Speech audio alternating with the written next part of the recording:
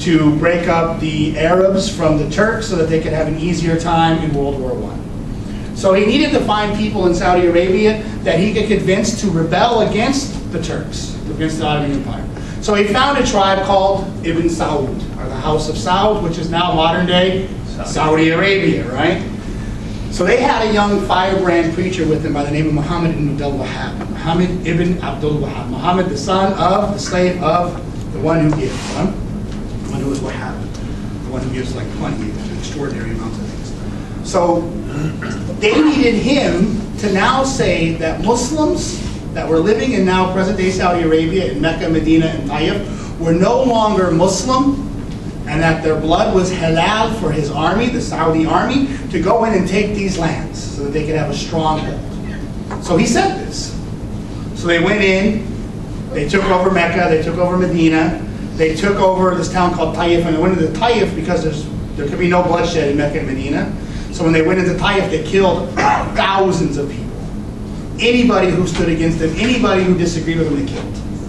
So then they began to import this idea to other parts of Saudi, what is now Saudi Arabia. So then when the oil came in, they developed 2 universities where they started to take students from all over the world into these universities. At the same time, they went to countries like Pakistan, Afghanistan, Libya, Egypt, countries that were poor. And they said, let us build you an educational system for your children. This is that madrasa system that everyone hears about, right? So they started to build these schools. They were indoctrinated into this idea of hate, and now we're seeing what we're left with today. Does that make sense? So and the funny thing is that we're funding our own, Americans are funding our own destruction by every time we fill up in a gas station. Is that Wahhabism in a nutshell? Yeah, in a nutshell. Is there more fragmentation now? Or? Well, there's 6 types of Wahhabism, 6 types of what's called Salafiyya. There's 6. There's Salafiyya Jihadiyya, which are like ISIS. They're the ones who are all about jihad. There's Salafiyya, where they're all about like self-purification and they're not about violence. So this is the violent organization that we see today. And those are splinter groups from the same ideology. And they end up taking each other apart eventually. Does that make sense? Abdul Pal, you mad at me? No, I'm very honest. I don't think Abdul's going to get mad at me for anything I say. I'm very honest about everything I say. I don't hold punches. This is what it is. This is what it is. No, it just mentioned in passing quickly, it mentioned T.E. Lawrence. I'm about 1/3 of the way through Lawrence in Arabia, and would not recommend it to anyone who wants to have some idea of the scope, the depth of the situation. Because the author, I'm afraid of, I don't know his name right now, but it's a wonderful read. And then I would like to, I have a strong position regarding where the Palestinian people are considered to be pretty much a non-people, where you have people without land for land without people. And if you look 1947 and you see where people obviously are going to go to the coast, the Mediterranean coast, and that's where they were. And then the straw man, the false flag that came up and pushed them out into where they are. So I can get quite worked up about that, and I'll stop now rather than get quite worked up about it. Yeah, with the Palestinian-Israeli conflict, I don't call it the Arab-Israeli conflict because it's not all of the Arab world, bombing. There were 2 wars that were fought, but now it's just really the Palestinian-Israeli conflict.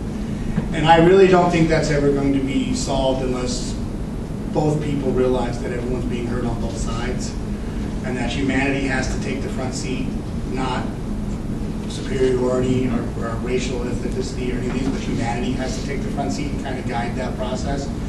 There are a lot of people in America who believe that it's God's promise to Israel. There's a lot of people in the Jewish community who don't believe that. Orthodox Jews don't believe that. So it's a debatable issue from everybody. My biggest opinion on it is that no matter who it is, you don't kill innocent people. You don't kill women. You don't kill children. You don't kill the elderly. You don't indiscriminately bomb anybody on either side, regardless of what you call it. So I think it needs to be more of a humanitarian issue than a they're right, we're wrong, you're right, we're wrong kind of thing. It can't be that. It has to work. Your loving granny who gave you the Union Jack and said to remind you that they hate us reminds me of the troubles in Northern Ireland and the IRA, who really did not care about collateral damage. Not at all. Not at all. And I think that's... And the Brits didn't either, right? Yeah, the Brits, don't get me, I was raised to hate the British. I don't, but I was raised to hate the British. And the reality is that people get so wound up in this cause that they don't care who has to suffer for them to realize it. And all of these Islamic, quote unquote, Islamic groups and organizations that we see today, they all had their foundations in communism. They all had their foundations in some form of political ideology that moved to religion. So the PLO, the Palestinian Liberation Organization, it started out as a communist movement. But when communism failed, now they had to go and they had to reinvent themselves. So all these groups, Hamas, the PLO, Al-Qaeda, all these groups, they reinvented themselves, not from a political agenda, but from a religious agenda, but they still had a political ideology. And they use verses from the Quran to come up and support their political ideologies or their world of hate. So like if I was to say that, Jesus said I came with the sword, right? I came with the sword. Now if I was to make that my one stand, right, I could justify almost anything I did. And that's what these guys have done, they're taking one thing and they're making it. I just want to highlight, and it's not to point out an issue, but when we talk about the Palestinian-Israeli conflict, or Arabs in general, there is a religious diversity in those groups as well. So there are Palestinian Christians, there are Arab Christians, there are Syrian Christians who've been Christians since the 1st century. So there is that diversity, and I just want to... Even in Hamas, right. Even in Hamas, there are Christian parliamentary leaders within Hamas. So that's something a lot of people don't realize, that there are...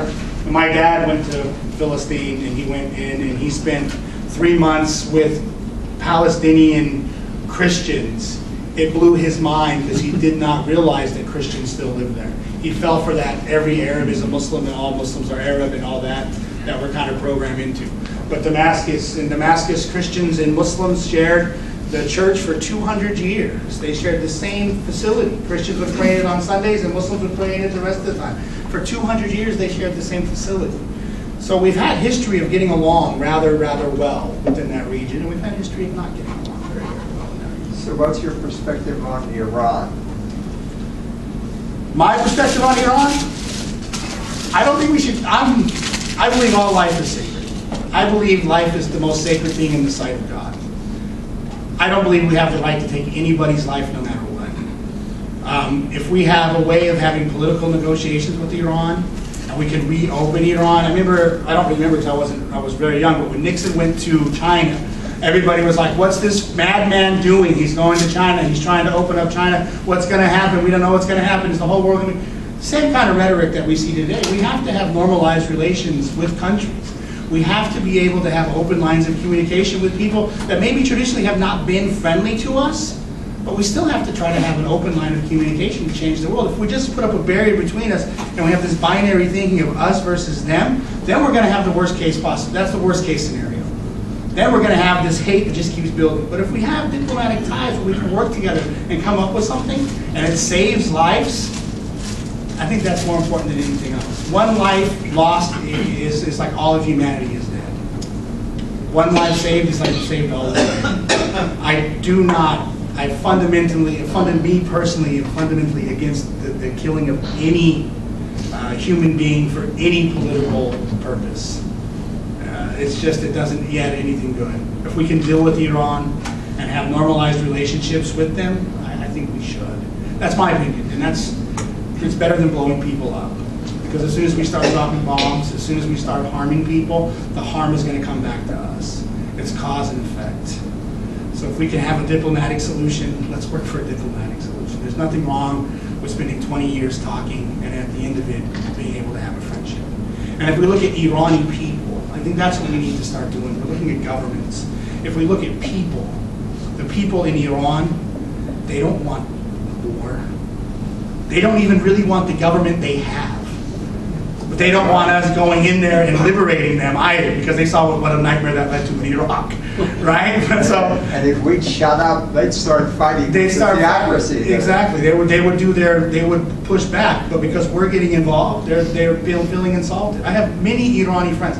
There are over 300 Irani families that live in Cincinnati. Over 300 Irani families. So we're talking about 1,200 to 1,500 people from Iran who live in Cincinnati. They're professors at universities. They're doctors, they're engineers, they work at GE, they work at Procter & Gamble. They're our neighbors. And ask them what their families want back in Isfahan, and what their families want back in Tehran. And all they want is to be able to eat meat, to have some safety, to be able to walk the streets at night. The same exact things we want. The same exact things we want.